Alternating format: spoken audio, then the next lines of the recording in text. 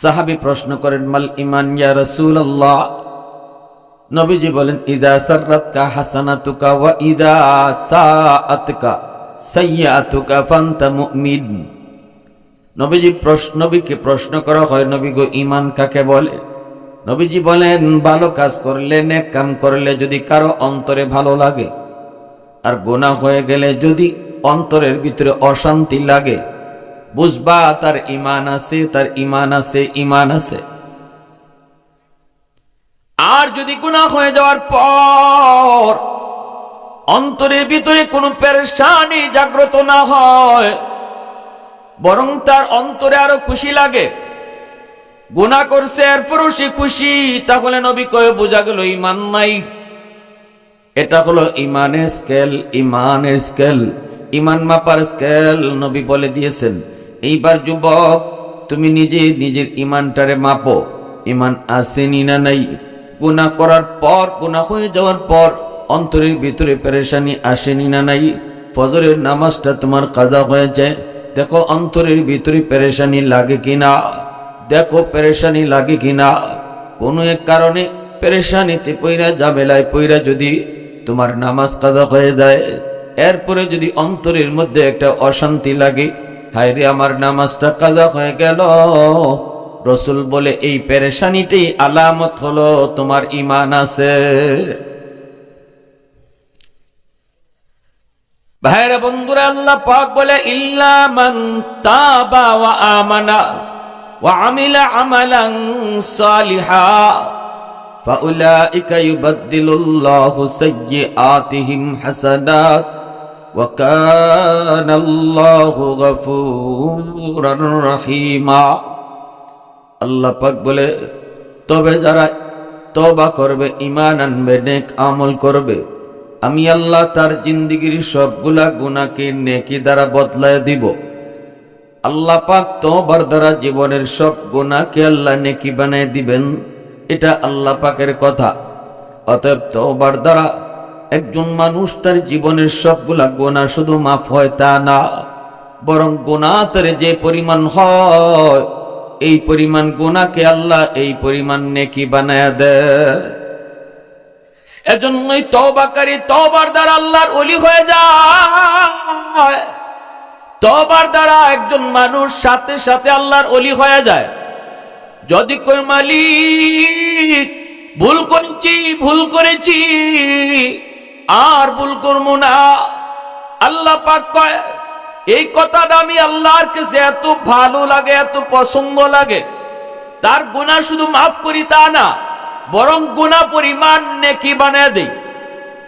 আওয়াজ দিয়ে কও না সুবহানাল্লাহ, আরো জোরে সুবহানাল্লাহ। প্রশংসা করব কার? আরো জোরে কার? ওয়াহদাতি কি হিফাজত নেহি বেকুওতে বাজু, ওয়াহদাতি কি হিফাজত নেহি বেকুওতে বাজু, आती नहीं कुछ कमी हक़-ए खुदा दात, ऐ मर्द खुदा तुझको क़ुव्वत नहीं हासिल, जा बैठ किसी गार में अल्लाह का करिया, ये सच है कि बातिल की तरफदार नहीं हम, गद्दार न समझो गम गद्दार नहीं हा, फूलों की तरह नरम मिजाज अपना है नाज़ार, हम तीरी नहीं नेज़ा व तलवार नहीं हम तीरी नहीं नेज़ा व तलवार नहीं हम। मुसलमाনের আওয়াজে কও আল্লাহু আকবার। আমার ভাইরা বন্ধুরা, এজন্য বলতেছিলাম, তওবার দ্বারা আল্লাহ পাক রব্বুল আলামিন জীবনের সমস্ত গুনাহকে আল্লাহ নেকি বানায় দেয়। তওবা করার আগে যদি তার গুনাহ থাকে সাগর পরিমাণ, তওবা করার পরই আল্লাহ তার সাগর পরিমাণ নেকি বানায় দেয়। তওবার আগে যদি তার গুনাহ থাকে পাহাড় পরিমাণ, তওবার পরে আল্লাহ পাক পাহাড় পরিমাণ নেকি বানায় দেয়। এজন্যই রে ভাই, কিয়ামতের মাঠে আল্লাহ পাক রব্বুল আলামিন যার যার হাতে আমলনামা দিবেন, আমল নামা দেখতে যায় তওবাকারী দেখবে তার আমল নামার ভিতরে অনেক নেকি যেগুলা সে করেই নেই। আল্লাহু আকবার। কারণ এই যে তওবা করার পর এই জায়গাটা আল্লাহ পাক, গুনার জায়গাটা আল্লাহ মুছে দিছে, আল্লাহ পাক মিটায় দিছে।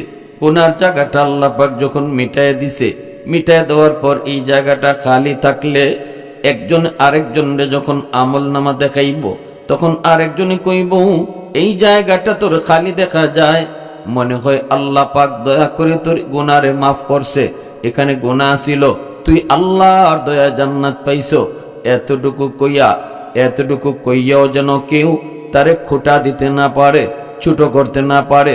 এজন্য গুনার কোনো আলামতি আল্লাহ রাখবেন না, বরং ওই গুনার গ্যাপটা আল্লাহ নেকি দ্বারা ভরপুর করে দিবেন।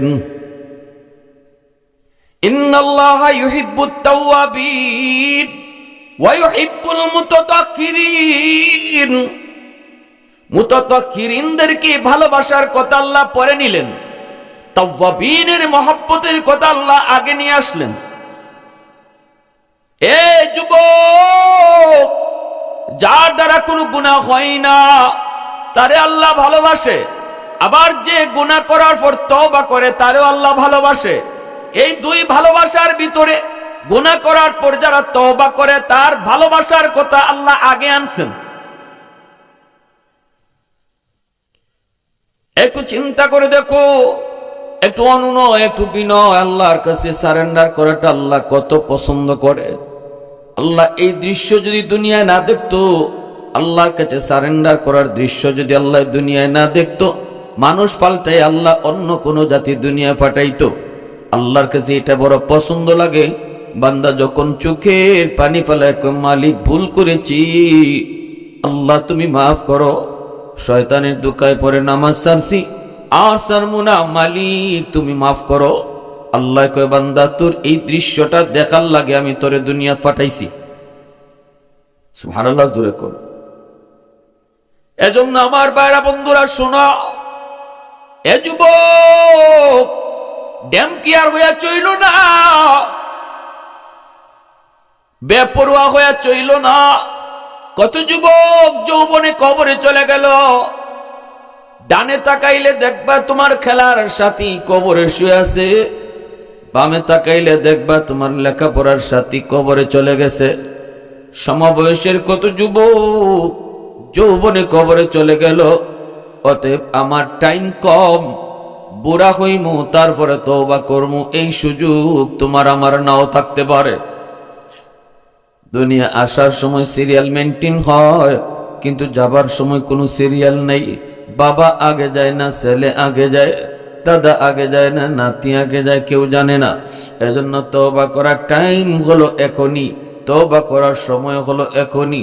আল্লাহ বলে বান্দা সকালে তওবা করবে, সকালে আমি তোরে কবুল করব, বিকালে তওবা করবে, বিকালেই তোর গুনাহ মাফ করব, দিনে তওবা করবে, দিনই তোর জীবনের গুনাহ মাফ করব, রাতে তওবা করবে, রাতেই তোরে মাফ করে দিমু। সুবহানাল্লাহ, জোরে কও। এজন্য ভাইরা, যে যত বড় গুনাহগার তওবার পরে সে তত বড় বুজুর্গ। এজন্য হযরত আবু বকর সিদ্দিক রাদিয়াল্লাহু তাআলা আনহু হযরত ওমর ফারুক রাদিয়াল্লাহু তাআলা আনহুকে বলতেছেন, ভাই ওমর, আমি আবু বকরের মন বলে তুমি ওমরের জীবনের নেকি আমার চেয়ে বেশি। হযরত ওমর বলেন, ভাই আবু বকর, এটা আপনি কেমনে বললেন? আপনি হলেন উম্মতের ভিতরে সবচেয়ে সেরা, আপনার সমান কেউ নেই। আমি উমরের জীবনের নেকি আপনার চেয়ে বেশি হয় কেমনে? এই কথা বলতে হযরত আবু বকর সিদ্দিক বলে, ভাই ওমর, আমি তো যুক্তিতে শুধু বলি নেই, আমার কথার যুক্তি শুধু আছে তা না, আমার কথার পিছনে আল্লাহর কোরআনের আয়াত দলিল, কোরআনের আয়াত দলিল। এই কোরআনের আয়াত হলো এর পিছনে দলিল। কেমনে? হযরত ওমর বলতেছে, ভাই আবু বকর, আল্লাহ কোরআনের কোন জায়গায় আমি উমরের নেকির কথা কইল? আমি তো আজও কোথাও পাই নেই। হযরত আবু বকর বলে, ভাই ওমর, আল্লাহ তোমার নাম নিয়ে বলে নেই, আল্লাহ তোমার নাম নিয়ে নেকির কথা বলে নেই, তবে আল্লাহ পাক একটা স্কেল বলে দিয়েছে, একটা মাপ দিয়ে দিছে। এই মাপে যখন মাপ দিলাম, স্কেলে যখন মাপ দিলাম, তখন দেখি তুমি আমি আবু বকরের চেয়ে তুমি ওমরের জীবনের নেকি বেশি। সাথে সাথে হযরত ওমর বলেন, কোরআনের কোন আয়াত আমলের নেকি একটু করন? কয় ইল্লা মান তাবা ওয়া আমানা ওয়া আমিলা আমালান সালিহা ফাউলাইকা ইউবাদদিলুল্লাহু সাইয়্যাতিহিম হাসানাত ওয়া কানাল্লাহু গফুরার রহিমা। এই আয়াত হলো স্কেল। আয়াতের ভিতরে আল্লাহ কয় তওবা করলে পিছনে যে পরিমাণ গুনাহ থাকে পরিমাণ নেকি আল্লাহ বানায়। যদি এই হয় আল্লাহ পাকের কথা, তাহলে ওমর আসো একটু হিসাব মিলাই দুইজনে। ওমর, ইসলাম গ্রহণ করার আগে তোমার জীবনের গুনাহ আমি আবু বকরের সমান না বেশি? একটু কও। হযরত ওমর কয় আমার গুনাহ বেশি। আপনার চেয়ে ইসলাম গ্রহণের আগে আমার গুনাহ বেশি ছিল। এটা ওমর কয়, মানুষও কয়, আবু বকরও কয়। এইবার আবু বকর সিদ্দিক কয়, এখন ইসলাম গ্রহণ করার পর তওবা করার কারণে আল্লাহ যদি তার পিছনের গুনাহ সব গুনারে আল্লাহ নেকি বানায়, তাহলে তোমার সব গুনাহ যদি আল্লাহ এখন নেকি বানায় দেয়, গুনাহ যেমন আমার চেয়ে বেশি ছিল, এখন নেকিও তো বেশি হয়ে গেছে। আর একটু জোরে কও না সুবহানাল্লাহ। উলফত মে তেরি ওয়াইসি নে দান কো তুরা, अबू बकर उमर नक्श कदम तेरा न चूरा, शाक नबी वाके असरार मदीना, सुल्तान का सुल्तान है सुल्तान मदीना, सरकार का सरकार है सरकार मदीना, गुलजार का गुलजार है गुलजार मदीना। मोहब्बतेर आवाज এখন আল্লাহু আকবার। এ ভাই আবু বকর, কোরআনের আয়াত দিয়া দলিল পেশ করেছো। আল্লাহর কোরআনের আয়াতের সামনে আমার কোনো যুক্তি চলবে না, তর্ক চলবে না। কারণ মুসলমান ততক্ষণই তর্ক করবে যতক্ষণ আল্লাহ রসুলের কথা পায় না। যখনই আল্লাহ এবং রসুলের কথা আমার সামনে আসবে, আমার যুক্তি বাতিল, আমার তর্ক বাতিল, আমার পণ্ডিতি বাতিল, আমার বুদ্ধি বাতিল। আমার যুক্তি ততক্ষণ যতক্ষণ আল্লাহ রসুলের কথা পাই না। যখনই আমি রসুলের কথা পাবো, যখনই আমি আল্লাহর কথা পাবো, তখনই আমার যুক্তি বাতিল, আমার পণ্ডিতি বাতিল। এর নাম হলো মুসলমান। আমার মতামত নয়, নবীর মতামত, এর নাম উম্মত। আমার সাথে সবাই বলেন, আমার মতামত নয়। সবাই সবাই, আমার মতামত নয়, নবীর মতামত, এর নাম উম্মত। হযরত উমর বলে, ভাই আবু বকর, এখন আমার কোনো যুক্তি চলবে না, তর্ক চলবে না। আল্লাহর কোরআনে আয়াত সামনে নিয়ে আসছো, অতএব আমার কোনো তর্ক নাই, যুক্তি নাই, আমার কোনো পণ্ডিতিও নাই। তবে আসো আমরা দুইজন একটা কাম করি। নেকি যদি আমি ওমরের জীবনের বেশি হয়, তাহলে আমি ওমর আমার জীবনের সব নেকি তোমাকে দিয়ে দিমু, তুমি তোমার জীবনের সব নেকি আমারে দিবাইনি। সুবহানাল্লাহ কইতেন না? কইতাম না, বেশি কথা কইতাম না। আমার কম আপনার বেশি, এত কথা আর কইতাম না। কারণ কোরআন সামনে আইছে, কোরআনের আয়াত সামনে চলে আসছে, এখন আর কোনো কথা নাই। তবে আমার জীবনের সব নেকি আপনি লয়ে যান গা। আমার যখন বেশি আছে নেকি, তে বেশিটা আপনারে দিয়ে দেই, আপনি কমটা আমারে দিয়ালেন। আবু বকর সিদ্দিক নীরব। হযরত ওমর বলে, না না ভাই আবু বকর, আপনার জীবনের সব নেকি লাগবে না, আপনার জীবনের সব নেকি লাগবে না, আমাকে শুধু এক রাতের নেকি দিবেন নি। আপনি আবু বকরের জীবনের এক রাতের নেকি যদি আমাকে দেন, আমি উমর আমার জীবনের গোটা জীবনের নেকি দিয়া দিমু। সিদ্দিক বলে, ভাই উমর, কোন রাতের কথা তুমি বলতে চাও? সাথে সাথে উমরের চোখ দিয়ে দর দর করে পানি পড়ে। উমর কান্দে আর কই, ভাই আবু বকর, যেই রাতে আমার নবীকে নিয়ে তুমি মক্কা থেকে মদিনায় হিজরত করেছো, ওই রাতের নেকিটা যদি আমাকে দাও, আমি ওমর গোটা জিন্দিগির নেকি তোমাকে দিয়া দিমু। কোন রাত? যেই রাতে হিজরত করেছো, যেই রাতে আমার নবীর সাথে হিজরত করেছো। আমার নবী তার ঘর থেকে বের হয়ে তোমার দরবারে হাজির হয়েছেন, তোমার দরজার সামনে হাজির হয়েছেন। গভীর রাত, গভীর রাত, সমস্ত মানব দানব ঘুমায় আছে, পাক পাকালি ঘুমায় আছে, মানব দানব সব ঘুমায় আছে। এত গভীর রাতে তোমার দরজার সামনে দু জাহানের বাদশাহ হাজির হয়েছেন। আস্তে করে নবী ডাক দিয়েছেন, আবু বকর, যেন কেউ ডাকটা না শোনে, আস্তে করে ডাক দিয়েছেন। নবী মনে মনে ভাবছেন কয়েকটা ডাক তো লাগবই, কিন্তু একটা ডাক আস্তে করে দেওয়ার লগে লগে তুমি দরজা খুলে দিয়েছো। নবীজি ভিতরে ঢুইকা বলতেছে, আবু বকর, এত তাড়াতাড়ি কেমন করে তুমি দরজা খুলছ? তুমি কি ঘুমাও নাই? সিদ্দিক চোখের পানিটা সাইরা কই, নবী গো, 40 দিন আগে আপনি আমারে বলছিলেন আবু বকর হিজরত করা লাগবে, যে কোনো এক রাতে অপেক্ষা করবা, সতর্ক থাকবা। ওগো নবীজি, ওই দিন থেকে আমি আবু বকর কোনো রাতে ঘুমাই না, বিছানায় পিঠ লাগাই না। সারাটা রাত আমি দরজার পাশে দাঁড়ায় আপনার অপেক্ষা করি, কখন জানি আপনি দরজার সামনে এসে আমারে ডাক দেন। আর দরজা খুলতে যদি দেরি হয় আপনার কষ্ট হবে, এজন্য দাঁড়ায় রাত কাটায় দিছি। একদিন দুই দিন নয়, 40 রাত। আল্লাহু আকবার, জোরে কও।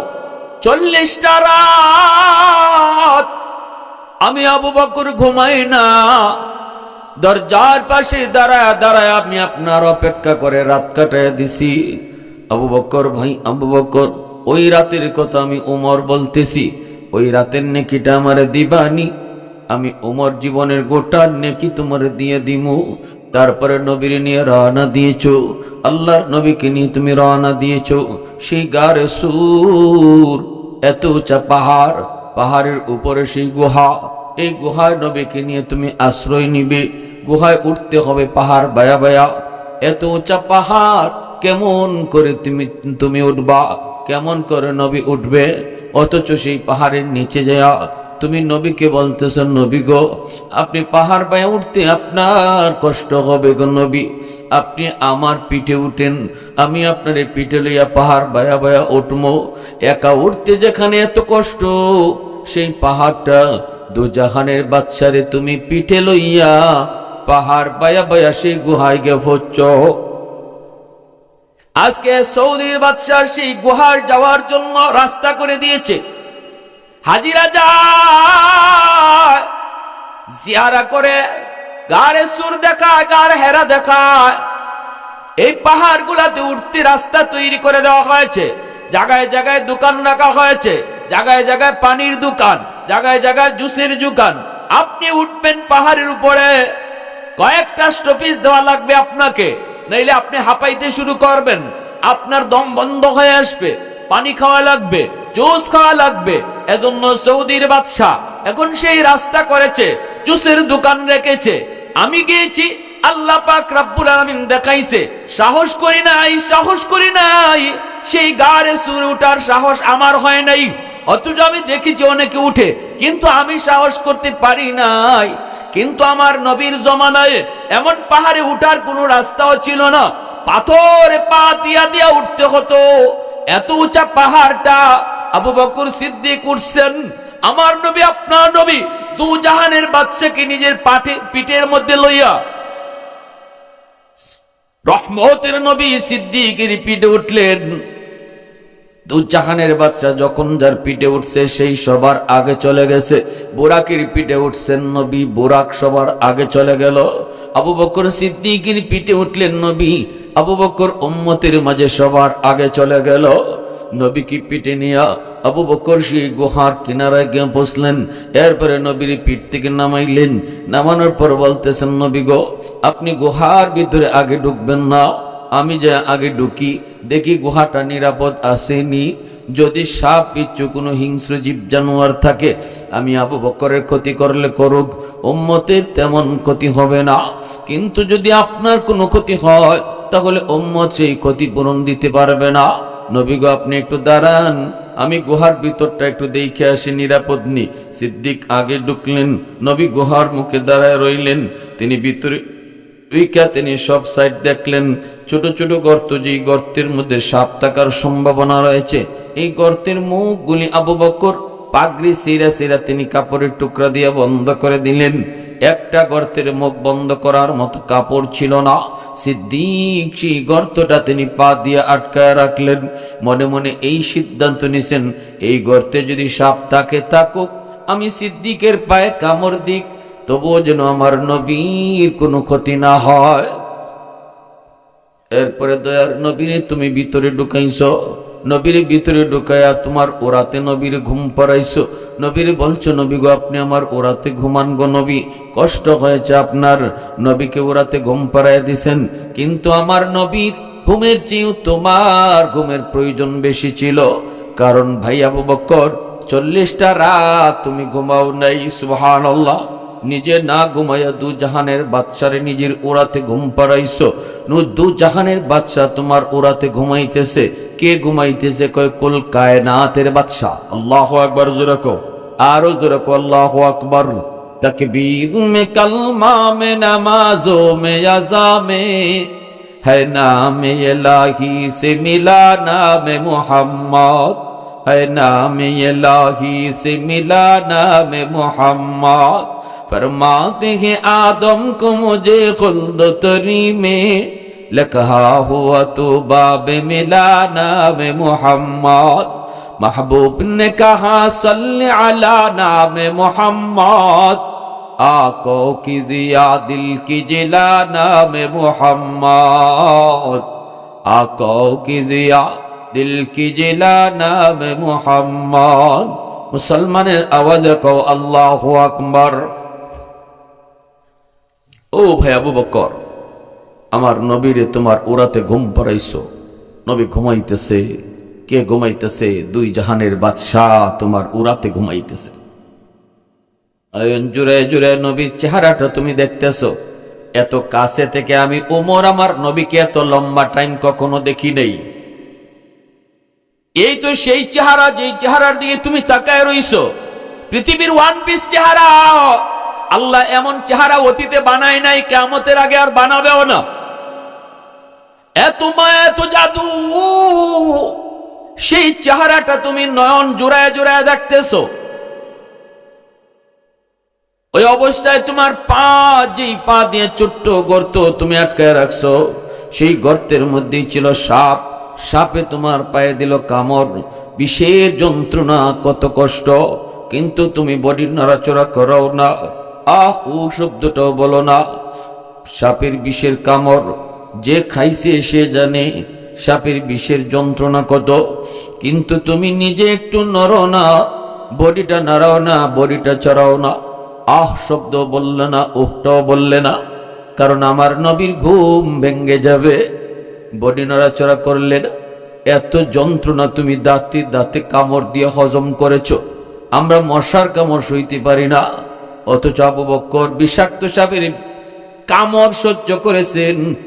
শুধুমাত্র আমার নবীর ঘুম ভেঙ্গে যাবে এজন্য। সুবহানাল্লাহ। জোরে বল, আর একটু জোরে কও না সুবহানাল্লাহ। ও ভাই আবু বকর, সেদিন তুমি বডি নড়াচড়া করো নাই, আহ ও শব্দ বলো নাই, কারণ নবীর ঘুম ভেঙ্গে যাবে, ঘুম ভেঙ্গে যাবে। এক ফোঁটা চোখের পানি আমার নবীর গাল মুবারকে পড়ে গেল, নবীজির ঘুম ভেঙ্গে গেল। আল্লাহর নবী ঘুম থেকে জায়গা বলতেছে, আবু বকর কান্দো কেন? সিদ্দিক তখন চোখের পানি মুছে, আর কই নবী গো, আমারে সাপে কামড় দিছে, সাপে কামড় দিছে, যন্ত্রণায় আমি অস্থির। নবী কই ডাক দিলে না কেন? কেন তুমি আমাকে ডাক দিলায় না? সিদ্দিক বলে, কেমনে ডাক দিয়ে? আপনি ঘুমাইতেছেন, আপনার ঘুম ভাঙলে কষ্ট হবে। ডাক দি মধুরের কথা গো নবী, আমি যন্ত্রণা কাট দাঁতে দাঁতে কামড় দিয়ে হজম করছি, তবু বডি লড়াচড়া করছি না। শরীরটা আমি নড়াচড়া করছি না, কারণ একটু লড়লে যদি আপনার ঘুম ভেঙে যায়। হযরত আলী রাদিয়াল্লাহু কি পরিমাণ আশিক রাসূল, কত বড় আশিক রাসূল ছিলেন। আরে আমরা তো মুখে খালি আশিক রাসূল, নবীজির সত্যিকারে আশিক রাসূল ছিলেন সাহাবায়ে কেরাম রাদিয়াল্লাহু তাআলা। আলী রাদিয়াল্লাহু তাআলা উরাতো নবীজি একবার ঘুমাইতেছেন তাবুক যুদ্ধ থেকে ফিরার পথে। নবী বলতেছেন, আলী আমি একটু বিশ্রাম নিব, তোমার উরাতে ঘুমাই। নবীজি আলীর উরাতে ঘুমাইছেন।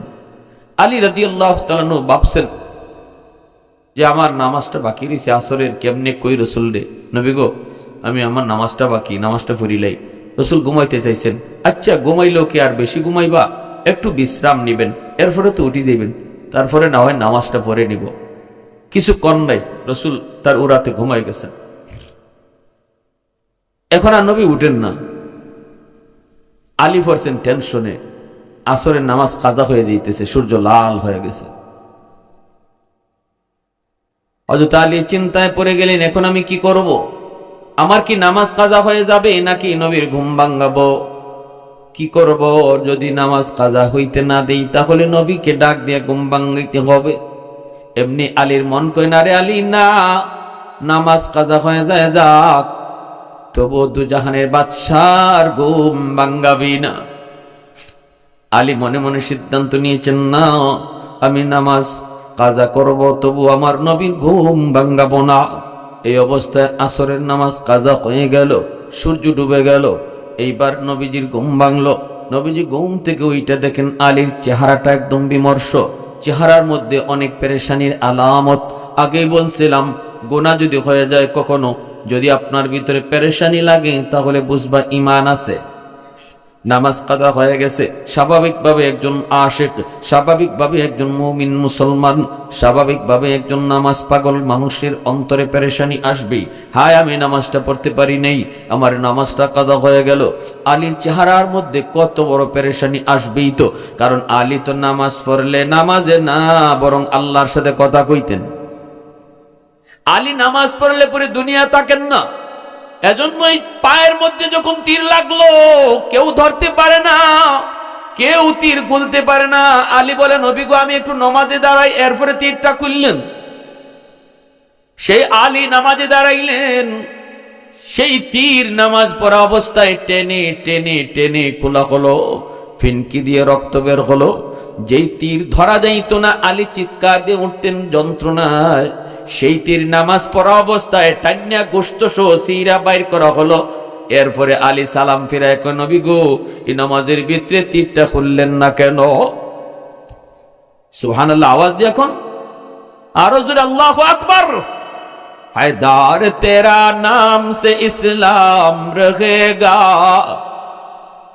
हैदार तेरा नाम से इस्लाम रहेगा, दुनिया की शजाअत में तेरा नाम रहेगा, दुनिया की शजाअत में तेरा नाम रहेगा, मुआविया तेरा नाम से इस्लाम रहेगा, दुनिया की सियासत में तेरा नाम रहेगा, दुनिया की सियासत में तेरा नाम रहेगा।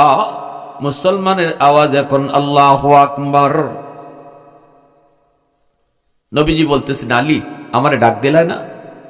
আলী বলে, ইয়া রাসূলুল্লাহ আপনারা ডাক দিলে ঘুম ভাঙবে, কষ্ট হবে, এজন্য ডাক দেই নাই, নামাজ কাজা হয়ে গেছে গা, নামাজ পড়িলেই মনে।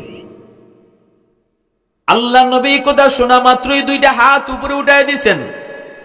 হাত উঠে, মালিক আজ আমার আলী তার নামাজ কাজা হয়েছে নিজের দোষে না, আলীর নামাজ কাজা হয়েছে তোমার বন্ধুর দিকে খেয়াল কইরা, তোমার বন্ধুর কারণে আজকে ওই বন্ধু তোমার দরবারে হাত উঠাইছে। মালিক আমি নবী চাই না আমার আলীর নামাজ কাজা হইতো, তোমার সূর্য আবার আকাশে উঠাও।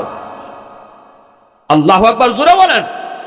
রাতে শামস নামক কিতাবের ভিতরে এসেছে, আল্লাহ নবী কয়, মালিক সূর্য তুমি আবার আকাশে উঠাও যেন আলী টাইম মতো নামাজ পড়তে পারে।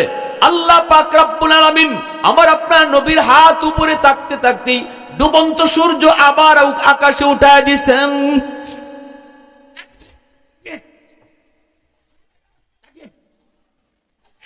যেখানে, কোরআন আছে যেখানে, আলেম আছে যেখানে, তাকবীর। এজন্য আমার ভাইরা বন্ধুরা, আশিক রাসূল সাহাবায়ে কেরাম, হযরত আবু বকর সিদ্দিক বলতেছে, না গো নবী না, আপনার ঘুম ভাঙবে এজন্য আমি আপনারে ডাক দেই নাই। বিষাক্ত সাপের কামড় সহ্য করেছি, বডি নড়াচড়া করি নাই, কারণ আপনার ঘুম ভাঙলে আপনার কষ্ট হবে। রহমতের নবী সাথে সাথে আবার আল্লাহর কাছে আবদার করলেন, মালিক, আমার আবু বকর সাপের কামড় খাইছে নিজের দোষে না, তোমার বন্ধুর কারণে। অতএব এই সাপের বিষ এখন পানি করমু কেমনে জানি না, আল্লাহ আমি আমার লব লাগাইমু, এই লবটারে তুমি হাই অ্যান্টিবায়োটিক বানায় দিবা। নবীজি তার লব মোবারক আঙ্গুলের মধ্যে নিয়া কাটা জায়গার মধ্যে নবী লাগায় দিলেন, সাথে সাথে আল্লাহ পাক বিষাক্ত সাপের বিষটারে আল্লাহ পানি করে দিলেন। জোরে কও না সুবহানাল্লাহ। এরপরে নবীজি ডাক দিলেন, সাপ রে তুই গর্ত থেকে বের হ, সাপ তুই গর্ত থেকে বের হ, বল আমার আবু বকরকে কেন কামড় দিলি। সাথে সাথে আল্লাহ সাপের জবান খুলে দিছেন। সাপটা আওয়াজ দিয়া কয়, নবী গো মাপ চাই, ইয়া রাসূলুল্লাহ মাপ চাই। ওগো নবী, আপনার আবু বকরের পায়ে আমি ইচ্ছা করে কামড় দেই নাই, আমি অপারগ হয়ে কামড় দিয়েছি গো নবী। নবী গো, আমার এই জায়গায় অবস্থান, এখানে আমি এতদিন যাবত আসি গুহার মধ্যে শুধুমাত্র আপনারে এক নজর দেখার জন্য, শুধুমাত্র আপনারে এক নজর দেখার জন্য এই গুহায় আমি আসি গো নবী। আমার বাড়ি গুহায় ছিল না, আমার বাড়ি ছিল ওই যে খেজুর বাগান, ওই খেজুর বাগানে আমি থাকতাম। দুইজন তাওরাত কিতাবের আলেম যায়, একজন আরেকজন কয়, দোস্ত ওই যে দেখো একটা গুহা, এই গুহার কথা আল্লাহ তাওরাত কিতাবের ভিতরে বলছে। এই সেই গুহা যার নাম গারে সুর, আখিরি নবী, শ্রেষ্ঠ নবী হিজরতের রাতে এখানে অবস্থান করবেন।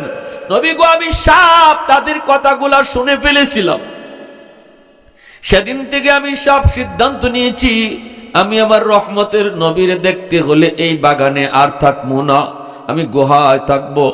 গুহায় থাকলে দু জাহানের বাদশার এক নজর দেখা যাবে। সাথে সাথে আমি স্থান পরিবর্তন করে এই গুহায় চলে এসেছি। এখানে আজকে মাসকে মাস, বছরকে বছর থাকতেছি, বেশি দূরেও আমি যাই না গো নবী। কখন আপনি চইলা যান, এজন্য খাইতেও বেশি দূরে যাই না, আশেপাশে যা পাই খাইয়া তাড়াতাড়ি চইলে আসি। আজ আমার দীর্ঘদিনের মনের আশা পূরণ হতে চলেছে, কিন্তু আপনার আবু বকরের পায়ের কারণে বের হতে পারি না, পারি না। আপনার আবু বকরের পায়ের কারণে বের হতে পারি না, আমার বের হওয়ার আর কোনো রাস্তাও নাই। বাধ্য হয়ে আমি আবু বকরের পায়ে কামড় দিয়েছি। নবী গো, আপনি আমার মাফ করেন, আপনার বন্ধু যেন আমার মাফ করে। ভাইরা বন্ধুরা, এজন্য হযরত ওমর কান্দে আর কয়, আবু বকর, আমি ওমরের জীবনের সব নেকি তুমি লইয়া দাও, বিনিময়ে শুধু আমার ওই রাতের নেকিটা আমারে দিয়া দাও। ওই রাতের নেকিটা যদি আমারে দাও, আমি ওমর আমার জিন্দেগির সব নেকি তোমাকে দিয়ে দিমু। পইলা হযরত ওমর কান্দে। ওই অবস্থায় আবু বকর সিদ্দিক বলতেছে, ভাই ওমর, আমি যে ওই রাতের নেকি দিমু আমি নিজেও তো জানি না ওই রাতে আমার কি পরিমাণ নেকি হইছে। চলো আমরা দুজন নবীর কাছে যাই, যাই একটু জানি কি পরিমাণ নেকি হইছে। দুজন চললেন আল্লাহর নবীর দরবারে, নবীজির কাছে চলে আসলেন। দুজন নবীজির শ্বশুর হন, আল্লাহর নবী তাদের দুজনের দামান হন, জামাই হন, মেয়ের জামাই। নবীজি হলেন মেয়ের জামাই, আর আবু বকর নবীর শ্বশুর, হযরত উমর নবীর, জোরে কোন, উমর নবীর শ্বশুর। আর পরের যে দুইজন, হযরত উসমান আর হযরত আলী, এই দুইজন নবীজির সম্পর্কে কি হন? মেয়ের জামাই। এই দুইজন নবীজির মেয়ের জামাই, নবী হলেন শ্বশুর। আর প্রথম দুইজন হলেন শ্বশুর, নবী হলেন মেয়ের জামাই। মনে থাকবে, মনে থাকবে। দুজন শ্বশুর নবীর সামনে আসছেন। আবু বকর সিদ্দিক রাদিয়াল্লাহু তাআলা আনহুর মেয়ে, নবীজির পবিত্র বিবি, নাম কি? একজন যুবক বলো, একজন আম্মা জান হযরত আয়েশা সিদ্দিকা রাদিয়াল্লাহু তাআলা আনহা। তিনি হলেন আবু বকর সিদ্দিক রাদিয়াল্লাহু তাআলা আনহুর মেয়ে, আর আমার আপনার নবীর পবিত্র বিবি। আর হযরত উমর রাদিয়াল্লাহু তাআলা আনহুর মেয়ে, নবীজির পবিত্র বিবি, নাম কি? একজন একজন একজন যুবক, একজন যুবক, আলেম সারা, আলেম সারা। মাশাআল্লাহ, কি নাম আপনার? আপনার নাম কি?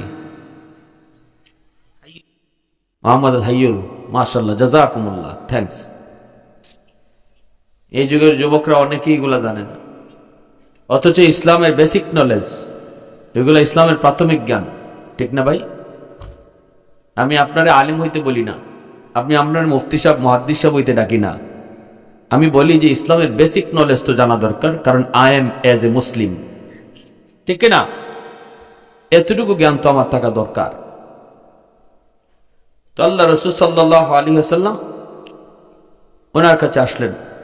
নবীজি সংসার করছেন আম্মাজানদের সাথে, কত সুন্দর সংসার কেমনে করব, কিভাবে করব, এই ব্যবস্থা নবী আমাদেরকে দেখাই গেছেন, শিখাই গেছেন।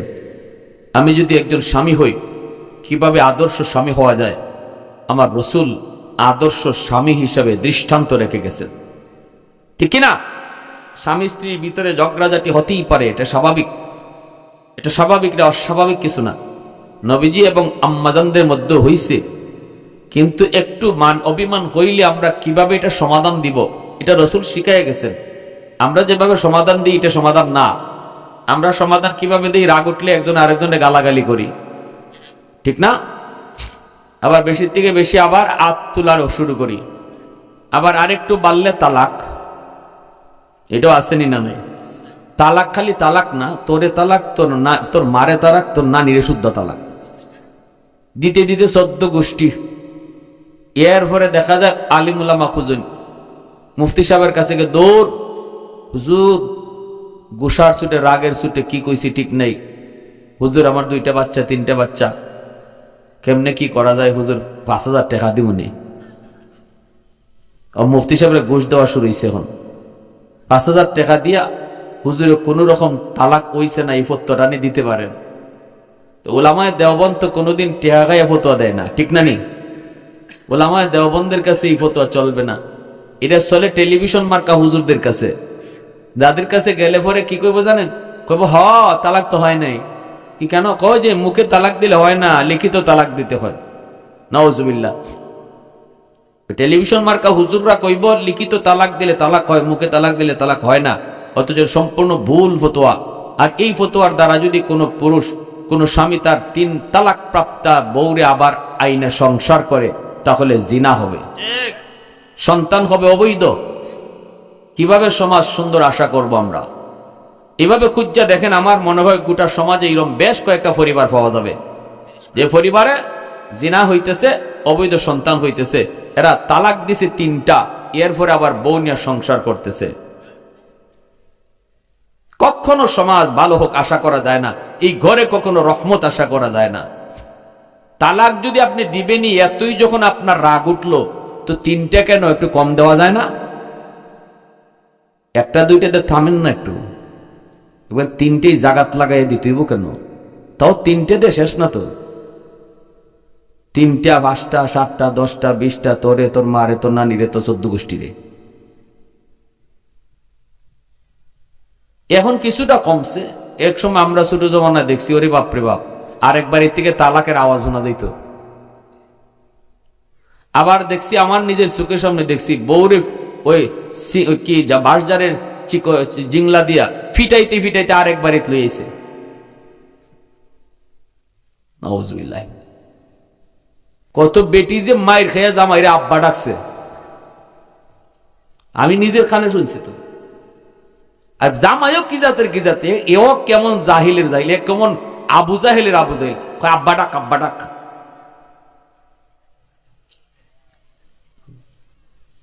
এতই গুসা, এরপরে আবার হুজুরের কাছে দৌড় কেন?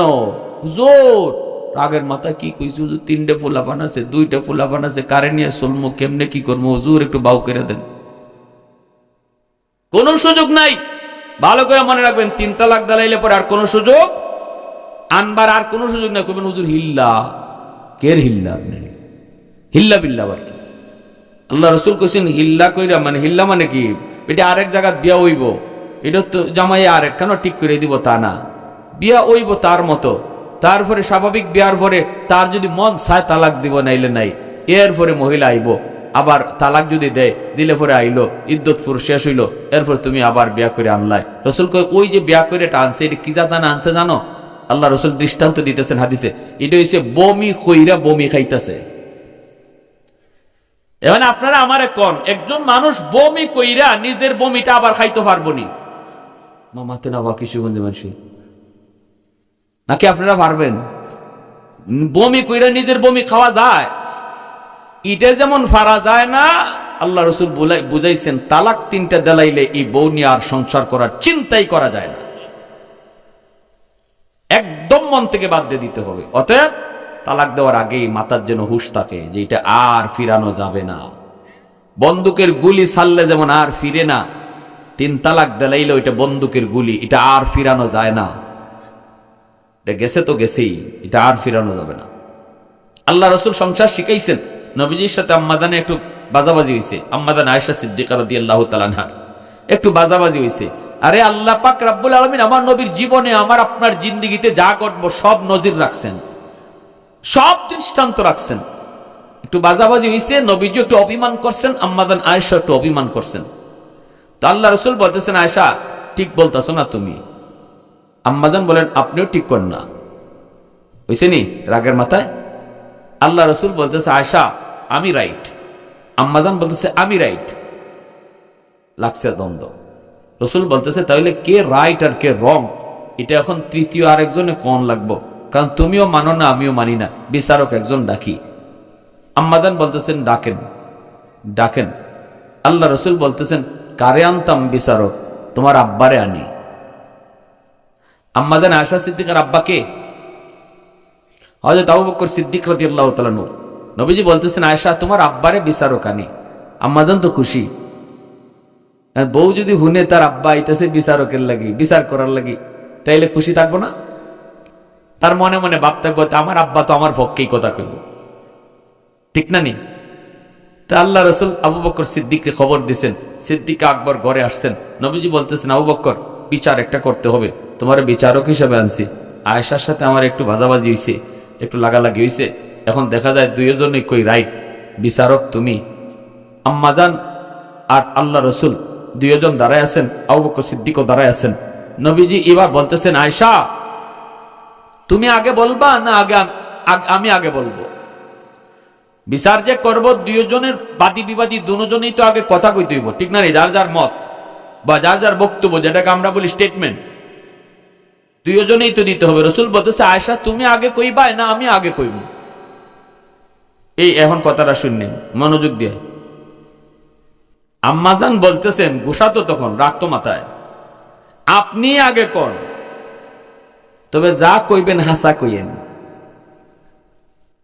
কথাটা কেমন হইল? পরের কথাটা নবীর সাথে যায়, নবীর সাথে এটা মানাইছে কথাটা, কিন্তু দেখেন রাগের মাথা কই লিছেন, আল্লাহ রসুল হজম করে লিছেন, কিন্তু বিচারকে হজম করতে পারছেন না। যেন বিচার করার লাগে আসছেন, অথচ কথাটা কইছে মেয়ে, কলিজার টুকরা মেয়ে কইছে, আবু বকর সিদ্দিকের মেয়ে, কিন্তু আমার রসুলের শানে এই কথাটা যায় না যে যা কইয়েন হাসা কইবেন। আবু বকর সিদ্দিক এমন জুড়ে এক চর মারছেন, কের বিচার তো পরে, আগে ইটার বিচার হয়ে গেছে, এমন জোরে চর মারছেন মেয়েরে, আম্মাদান চর খাইয়া একদম গুইরা মাটিতে পড়ে গেছেন। এরপরে আবার গেছেন মারতে, আম্মাদান দৌড় দিয়া নবীজির পিছনে এসে আশ্রয় নিছেন আর বলতেছি ইয়া রাসূলুল্লাহ আমারে বাঁচান। আল্লাহ রসুল এইভাবে হাত দিয়ে বাঁচাইছেন, হাত দিয়ে বাঁচাই আবু বকর, রসুল দিচ্ছেন থামো ধমক, আবু বকর থামো। নবীজির চেহারা লাল হয়ে গেছে, নবীজির পিছনে কিন্তু আম্মাজান কাঁপতেছেন ডরাইয়া, বাপের চেহারা দেখে বুঝছেন যে বাপে আজকে মাইরেই ফেলাইব। তো রসুলের পিছনে এইভাবে কাঁপতেছেন আর রসুল বলতেছেন আবু বকর থামো, তোমারে বিচার করতে আনছি, মারতে আনি নাই, বিচার করতে আনছি, মারতে আনি নাই, হাত উঠাইছো কেন? লাগবে না তোমার বিচার, বের হও। কইয়া নবীজি ধমক দেওয়ার সাথে সাথে সিদ্দিক আকবর রুম থেকে বের হয়ে গেছেন। এরপরে আল্লাহ রসুল ঘুরে দাঁড়াইছেন, ঘুরে দাঁড়াইয়া আম্মাজানের সেরাফা সাইয়া হাসিয়ে দিছেন, আম্মাজান হাসিয়ে দিছেন। নবীজি কইতেছে আয়েশা আজকে আমি না থাকলে কি হইতো? আম্মাজান দিছেন হাসিয়া, নবীও দিছেন হাসিয়া, দুইজনের এমন হাসি দিছেন বাহির থেকে আবু বকর সিদ্দিক রাদিয়াল্লাহু তাআলা নিয়ে হাসি শূন্য ভিতরে ঢুকছে, ঢুকে কইটা কি জাতের বিচার আল্লাহ জানে। এই চিন্তা করেন নবীজি কি শিখাই গেছেন আদর্শ। আমরাও সংসার করি, রসুলও সংসার করে গেছেন, দেখাইছেন স্বামী স্ত্রীর ভিতরে 16 বছর 20 বছর 30 বছর 40 বছর ধরে সংসার করতেছি, মাঝে মাঝে টুকটাক বাজাবাজি হইতেই পারে। এর অর্থ এই না গালাগালি করা, এর অর্থ এই না মারামারি করা, এর অর্থ এই না তালাক দিয়া দেওয়া, এর অর্থই সে সমাধান করে নেওয়া। স্ত্রী মনে রাখবেন, স্বামী আপনার যেমন প্রেমিক, সে আবার আপনার একজন, আপনি তার অধীনস্থ, আপনি তার অধীনস্থ, তার কমান্ড মাইন্ডে আপনি চলবেন। স্বামীর উপরে কথা চলবেন না, স্বামীর সিদ্ধান্তটাকে ফাইনাল হিসাবে মেনে নেবেন, এটা স্ত্রীর দায়িত্ব, ঠিক না? আর স্বামীও মনে করবে আমার স্ত্রী শুধু স্ত্রী না, সে আমার প্রেমিকাও, অতএব তার কিছু অভিমান থাকতে পারে। মান অভিমান প্রেমিকা করে, প্রেমিক রাগ করে না। ঠিক তেমনি আমার স্ত্রী আমার শুধু স্ত্রী না, সে আমার প্রেমিকা, অতএব সে কখনো মান অভিমান করতে পারে, এটা আমাকে মানিয়ে নিতে হবে, ঠিক কিনা জোরে বলেন? এই দুইজন যখন নবীজির সামনে আসছেন, নবী বলতেছেন কি ব্যাপার, ঘটনা কি? আবু বকর সিদ্দিক বলেন, ইয়া রাসূলুল্লাহ, আমি আর উমর আমরা দুজনের নেকি বদলা বদলি করব গো নবী, কিন্তু আমি আবু বকর নিজেও জানি না উমর যেই রাতের নেকি চায় এই রাতে আমার কি পরিমাণ নেকি হয়েছে আমি জানি না, এজন্য দুজন আপনার কাছে এসেছি জানার জন্য। আল্লাহর নবী বলেন, কি তোমরা একটু কও, বুঝায় কও। সিদ্দিক বলে, নবী গো, উমর তার জীবনের সমস্ত নেকি আমাকে দিতে চায়, বিনিময়ে আমার জীবনের সব নেকি চায় না, শুধু এক রাতের নেকি চায়। কয় রাতের? ইয়া রাসূলুল্লাহ, আমি জানি না গো নবী, ওই এক রাতের নেকি আমার কি পরিমাণ, ওই এক রাতের নেকি আমার কি পরিমাণ জানি না, এজন্য আপনার কাছে জানতে এসেছি। নবী তখন বলতেছেন, আবু বকর কোন রাতের কথা বলো, কোন রাতের নেকি একটু বলো। সিদ্দিক বলে, ইয়া রাসূলুল্লাহ, সেই রাতটা হলো আপনার সাথে হিজরতের রাত। এই কথা শোনা মাত্রই নবীজি তখন বলতেছে, আবু বকর শোনো, তোমরা জীবনে নেকি বদলা বদলি করবা কি করবা না, আমি নবী কোনো সিদ্ধান্ত দিব না, এটা তোমাদের নিজস্ব ব্যাপার। কারণ দুইজনেই তো নবীজির শ্বশুর, কোন কথায় কে খুশি হয় কে নারাজ হয় নবী কোনটা কইব। এজন্য আল্লাহ রসুল কয়, আমি কোনো সিদ্ধান্ত দিব না, আমি কইব না পাল্টাও, আমি কইব না পাল্টায়ও না, তবে যেই রাতের নেকি তুমি জানতে চেয়েছো ওই রাতে কি পরিমাণ নেকি হয়েছে একটু জেনে যাও। এ আবু বকর, ওই হিজরতের রাতের নেকি যদি তোমার এক পাল্লায় রাখা হয়, আর উমর সহ গোটা উম্মতের নেকি যদি এক পাল্লায় রাখা হয়, তোমার ওই এক রাতের নেকির পাল্লা পারি হয়ে যাবে। আরো জোরে কও আল্লাহু আকবার, মুসলমানের আওয়াজে কও আল্লাহু আকবার। তখনই সিদ্দিক হাত জোর করে কয়, ভাই ওমর, আমি বদলাইতাম না। ইল্লা মান তাবা ওয়া আমানা ওয়া আমিলা আমালান সালিহা ফাউলাইকা ইউবাদদিলুল্লাহু সাইয়্যাতিহিম হাসানাত ওয়া কানাল্লাহু গফুরুর রহিমা। এজন্য আল্লাহ পাক রব্বুল আলামিন কয়, বান্দা তওবার টাইম নিও না, তওবার জন্য টাইম নিও না। যখনই তুমি তওবা করবা, তোমার পিছনের জীবনের গুনাহ যে পরিমাণ আছে এই পরিমাণ নেকি আমি বানায় দিব। হাসরের মাঠে যখন এরকম ভাবে তওবা করে আমলনামা দেখবো তার নেকি অনেক বেশি, অথচ সে নেকি করে নাই। আল্লাহরে ডাক দিয়ে কইবো, মালিক এত নেকি আমি করি নাই। তোমার ফেরেশতারা মনে হয় আরেকজনের আমলনামা আমাকে দিয়া দিছে। আল্লাহ তখন বলবে, না রে বান্দা, আমার ফেরেশতারা ভুল করে না, একজনেরটা আরেকজনে দেয় না, তোমারটাই তোমারে দিছে। কইব, মালিক এত নেকি তো আমি করি নাই। আল্লাহ বলবেন, ঠিক আছে, এত সুন্দর তওবা তুমি করছো, এই তওবার কারণে আমি তোমার গুনাহকে আমার পক্ষ থেকে নেকি বানায়া দিছি। গুনার জায়গাটা মুছে ফেলার পর ওই জায়গাটা গ্যাপ ছিল, গ্যাপ জায়গাটা আমার পক্ষ থেকে নেকি বানায়া দিছি। এজন্য এগুলো আমার তরফ থেকে বোনাস। সুবহানাল্লাহ। তাহলে তওবা করার দরকার আসেনি না নাই? কার কার ইচ্ছা আছে একটু হাত উঠে আল্লাহরে দেখাও। আল্লাহ, আমরা তওবা করলাম, আর জীবনে নামাজ ছাড়মু না, আর জীবনে হারাম কাজে যাইমু না, আর মা বাবার সাথে বেয়াদবি করবো না। আল্লাহ মুরব্বীদের সাথে বেয়াদবি করবো না, উলামায়ে কেরামের সাথে বেয়াদবি করবো না। আয় আল্লাহ, হালাল পথে চলমু, হারাম থেকে বাঁচমু, হারাম কামাই করা থেকে আল্লাহ আমাদেরকে হেফাজত করো। সবাই বলেন আমিন, আরো জোরে বলেন আমিন। ওয়া আখির দাওয়ানা আনিল হামদুলিল্লাহি রাব্বিল আলামিন। পরিশেষে যুবক